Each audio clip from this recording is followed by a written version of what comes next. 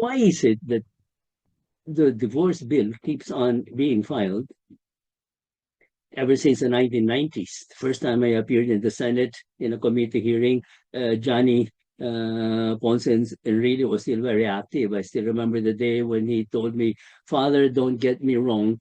I'm not advocating for divorce. I'm very happy with my wife, Christina, but I'm just here to pick your brains," he said. I always say, when somebody tells me something like that deep inside, I always say immediately, "Good luck to you." You know, I was going to pick my brains. Father, he said, if marriage is a contract, then shouldn't it be rescindable by mutual consent like any other contract if there's mutual consent?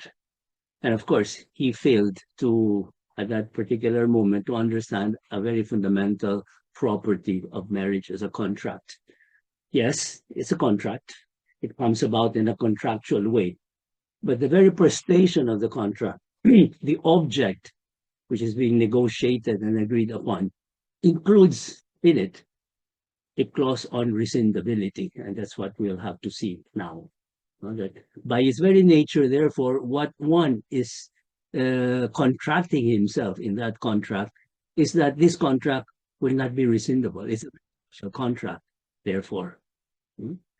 Nevertheless, that pretension, I'm using this term in a very juridic sense, that pretension behind the proponents of the divorce bill is valid. And that's the reason why it keeps on getting filed and refiled and refiled. And what is that? First, the cases of irreparably broken marriages. For example, because of abandonment or spousal abuse, because that's real. There are really unions, there are really quote unquote italics marriages like that in the Philippines. Problematic, dysfunctional, or perhaps even irreparably broken already because they're already apart.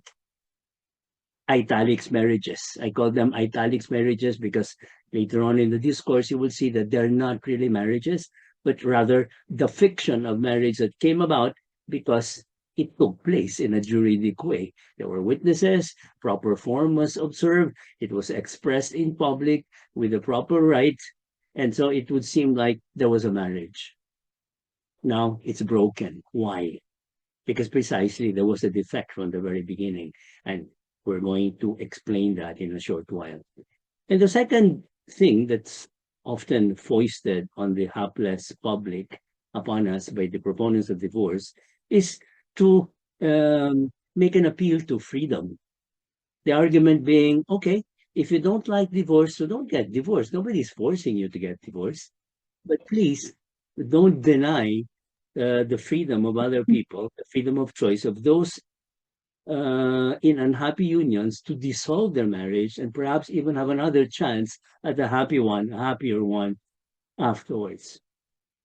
Now we have to expose the fallacy of these two arguments.